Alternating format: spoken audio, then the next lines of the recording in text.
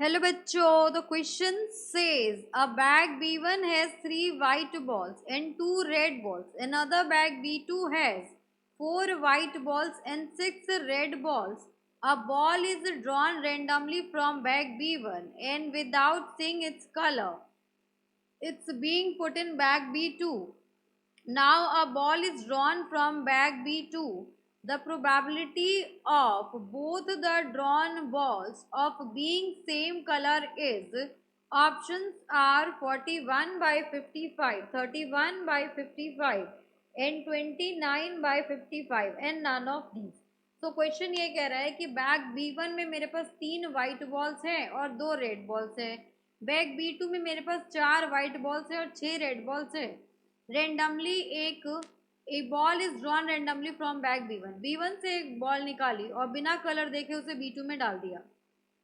Now a ball is drawn from bag B2। अब B2 से हमने बॉल निकाली तो हमसे पूछा गया है कि द प्रोबेबिलिटी कि दोनों ही बॉल्स मेरे ड्रॉन जो है वो सेम कलर के होंगे। सो यहाँ पे हमारा इस क्वेश्चन को सॉल्व करने का की कंसेप्ट हो जाएगा that is probability of both balls are of same colour. दोनों ही बॉल्स मेरी सेम कलर की होंगी। That will be equals to probability that both balls are white plus probability that both balls are red. और तो कोई possibility है नहीं इसमें, तो ये हो जाएगा आपके पास required probability.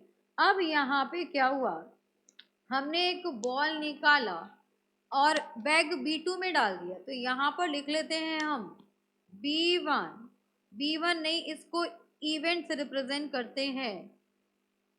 E12 is equals to drawing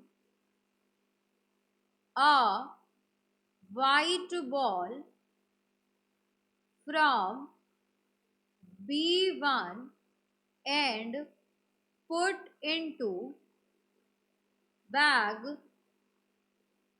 B2 में पुट कर दिया। तो यहाँ पर अगर मैं फाइंड आउट करूं प्रोबेबिलिटी ऑफ E12, अब बैग B1 से निकाला और B2 में डाल दिया। तो बैग B1 में वाइट बॉल्स थी आपके पास 3 एंड टोटल बॉल्स कितनी है 3 + 2 दैट इज इक्वल्स टू 5। अब यहाँ पर हमने कौन सा बॉल निकाला, वाइट बॉल निकाला।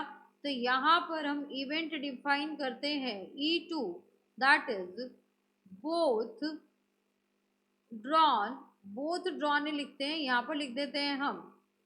Now drawn ball is of white colour from bag B2।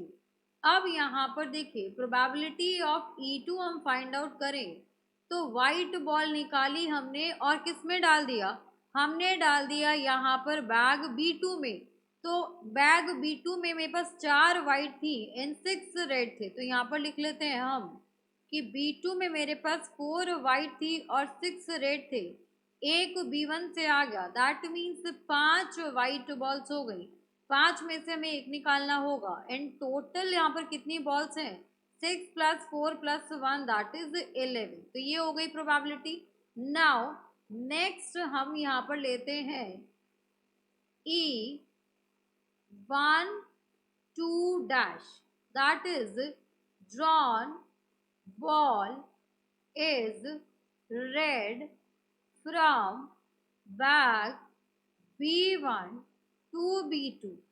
अब यहाँ पर probability of E-12 that will be equals to, ये कितना हो जाएगा आपके पास, यहाँ पर मेरा ड्रॉन बॉल रेड है तो बैग B1 में आपका ड्रॉन बॉल 2 ही रेड बॉल्स हैं। सो 2 अपॉन टोटल 5 बॉल्स है। नाउ यहाँ पर आ जाएगा आपके पास E2 that is drawn ball is of red colour. अब की बार जो बॉल ड्रॉन हुई है वो रेड कलर की है from bag B2।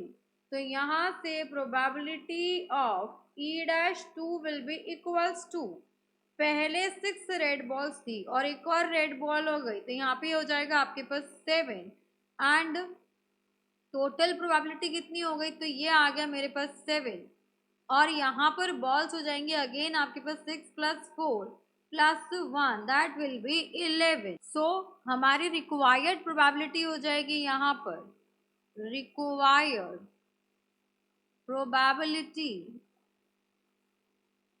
will be equals to probability of E12 into probability of E2 plus probability of E12 dash into probability of E2 dash। अब यहाँ पर हम सारी वैल्यूज को सब्स्टिट्यूट करेंगे, so this will be equals to E12 मेरा कितना आया था, तो 3/5 into 5/11, so 3/5 into 5/11 प्लस ये वैल्यू हो जाएगी आपके पास 2/5 इंटू 7/11, तो यहाँ पर आ गया 3 5 15, 7 2 14, 11 5 55, so this will be equals to 29/55 which is our required answer। अब यहाँ पर हम ऑप्शंस में चेक करते हैं, so 29/55 is option number